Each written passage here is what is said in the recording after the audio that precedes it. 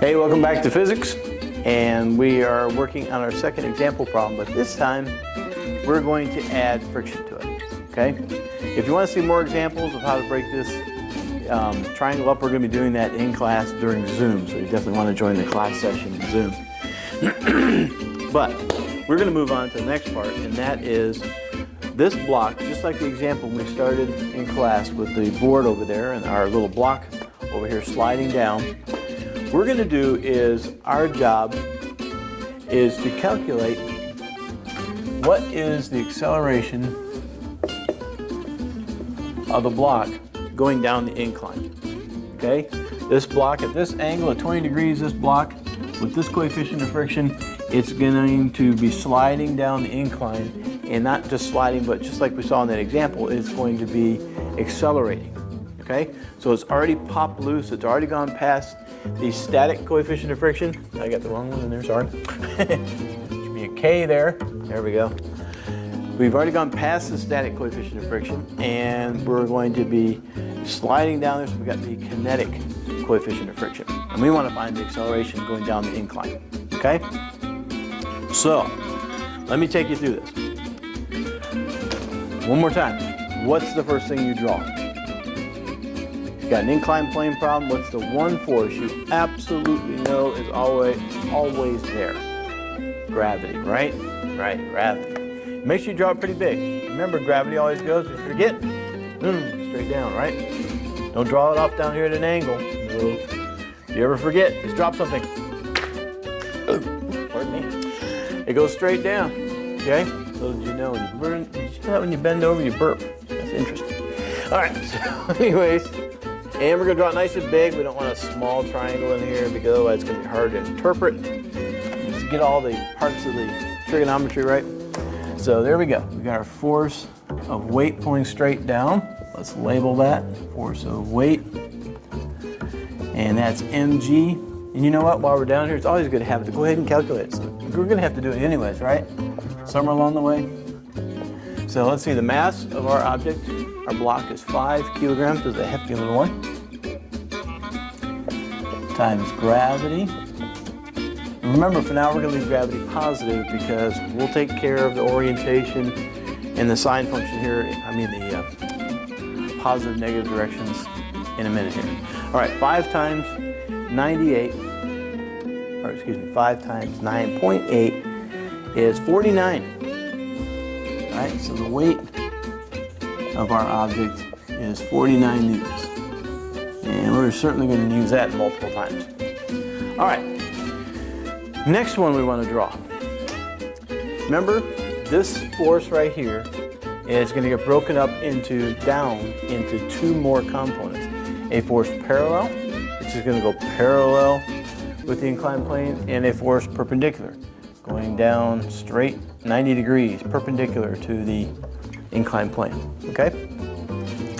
So, I'm going to draw my force parallel first. I'm going to put my ruler so it's exactly perpendicular to that incline best I can. And that's pretty dang close right there. Just slide this over, boom, right till I get to the end of that thing. So that'll be my triangle right there. So I need to draw my triangle. That'll be the other corner right there. That's how I do it, to try and make it look a little bit decent. Because the better I draw this triangle, the easier it is going to be to figure out my trig. All right, this is parallel to the inclined plane, right there. And then the one going down this way, like that, that's going to be my perpendicular, right? That goes straight 90 degrees right into the inclined plane. That points down that way. That's my force. Perpendicular. Looks like an upside down T. And we want to transfer over that 20 degrees angle so we don't get too confused. And whatever's down here is always going to be down here. So that's going to be 20 degrees down there. So now I can use my sine and cosine and find those. That'll be the first thing I'm going to have to do anyways, just like all of our other angle problems. Once you got an angle, you got to break everything into its sine and cosine. So here we go. if I remember back to the last example, my force perpendicular, I'm going to skip a couple of steps because we have done trigonometry now for a little while, and I'm going to start skipping little steps. So instead of writing out sine of theta is equal to opposite or hypotenuse, I'm going to go ahead and put the hypotenuse over in front of the sine and kind of skip along here a little bit faster. So our force parallel, that is opposite, so that's going to be the sine. So it's going to be the hypotenuse times the sine of 20 degrees. There's my hypotenuse right there, 49. So it's going to be the hypotenuse, which is the force of weight times the sine, whatever the angle is. So the force of weight we found, that's 49 times the sine of 20 degrees. And then our force parallel is going to be 49 times the sine of 20 degrees is 16.8 newtons. Okay? And now for our force perpendicular, we're going to do the same type of thing. Force perpendicular is the hypotenuse times cosine of theta. If you don't know where I got that, just go back to the previous example. I'm kind of skipping a couple of steps to try and speed things up a little bit because hopefully the trig is getting a little bit easier for you now, so we can start skipping a few steps. And moving along. So here we go, 49 times cosine of 20 degrees. So 49 times the cosine of 20 degrees is 46. Exactly. Well, 46.02 something or other. So we'll say 46.0 newtons. All right, so there's our force perpendicular. Now for the fun part. That's as far as we got last time. Now, what is my object doing? It's accelerating. My block here is accelerating down the incline. And this time we are allowing for friction because there is a coefficient of friction right there. So let's draw the rest of the forces acting on our little block over here. Pushing straight up, normal to the surface, is the normal force.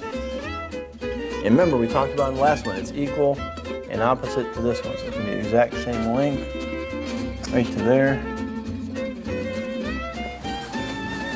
That's the force normal. Now, be careful. The most common mistake I see people do is they're always so used to drawing the force normal straight up from the weight. So they draw a force normal up this way. It can't be. That's not 90 degrees to the surface. Remember, normal means 90 degrees. 90 degrees. Okay? Doesn't mean opposite of weight. It means 90 degrees to the surface. If the surface is tilted, then tilt that normal force. And then the other force out there, of course, is friction. And remember, friction always opposes motion. So if my block is sliding down the incline, then that means friction's got to be going the exact opposite direction. Now that means this thing is accelerating, which means this force must be a little bit bigger than this force, or not balanced. Okay, that's why the thing is accelerating. Okay? Now, let's figure out our sign convention, where all our positives and negatives and everything go. And remember, we're taking our XY coordinate, remember this? Our XY coordinate, and we're tilting it with the inclined plane. So our XY coordinate system is now like this. So this is going to be negative X, positive X, positive Y, negative Y. Okay? So exact same thing we normally have, just we're going to tilt it with the incline. So that means down here to the left, that's going to be negative. Friction in this case happens to be going in the positive direction. And normal force, that's going to be positive. And going down this way, which would be my force perpendicular, that's going to be negative. And we're not going to use this hypotenuse anymore. We broke it up into its two components. It's not going to be used anymore. So we really don't need that. All right. Now, look at the direction where our block is going to be moving. Look at the direction. Our block right here is going to be sliding down the incline. So we want to do the sum of the forces in the direction in the plane that the object is moving. And it's not moving this way, up and down. It's moving along parallel to the surface. So the only two forces I'm going to be playing with is force parallel and force of friction. The other ones we'll play with if we need it. So we're going to do the sum of the forces. And this direction, remember, we called that our x direction. So it's still force of the sum of the forces, in the x direction. We've got a negative force parallel. We have a plus a positive force of friction. And that's not any old friction, right? This thing's already moving, it's already sliding. It's a kinetic friction. I'm gonna put a little K there. I should add a little K right there. Okay? Remember, next question we ask ourselves, is this thing accelerating? If it's not accelerating, then we set this to 0. But this one, it is accelerating. Okay? It is accelerating. So we're not going to set this to 0. Instead, we put in the second half of Newton's second law in there. We put mass times acceleration, like that. Okay?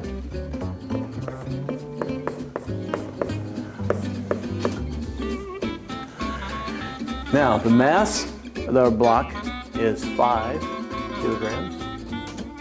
There's A. Force parallel, we found that right there. That's 16.8. We're going to put a negative on the front. 16.8 because it's going negative direction.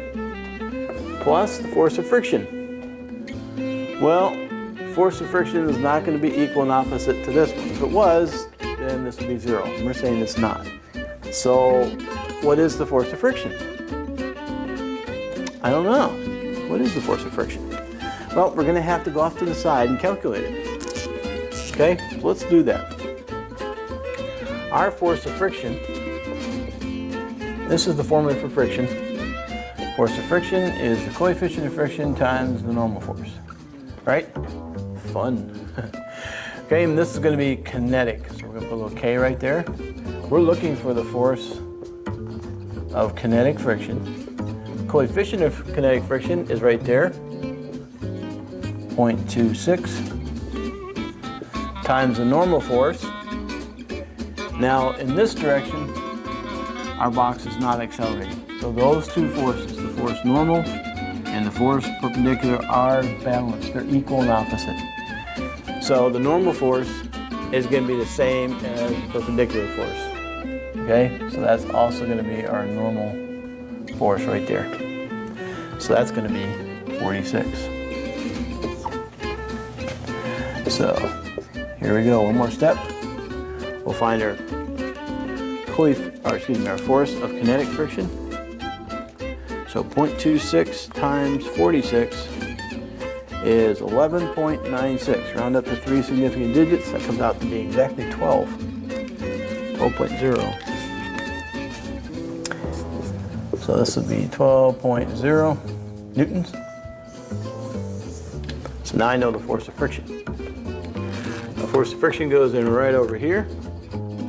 And this is positive right here, so this is going to be 12.0. All right, so we got 5A is equal to negative 16.8 plus 12. That's going to be negative, let's see, 1 and 1 is 0, 2 from 6 is 4, and 0 from 8 is 8. Is that right? Yeah, it's 4 and 0, yeah. Here we go. And now we're going to divide by 5 on both sides. Move that 5 over away from that A. So we have, let's see, negative 4.8 divided by 5 is negative 0.96. And units for acceleration, meters per second squared. Now, let's see if that makes sense. Sometimes we don't like negative, right? Negative means it's going to go in the negative direction. And the negative direction is this way, down the incline. Does that make sense? Yeah. That means our box right here, our little block, is going to accelerate down the incline at just 0.96, or in the negative direction, meters per second squared. Okay? So now we have seen how to do a inclined plane and how to diagram it. Extremely important that you know how to do the force parallel and the force perpendicular. And then we took it a step farther and we applied friction to our problem, and we showed how to calculate the acceleration going down the incline. Okay? All right.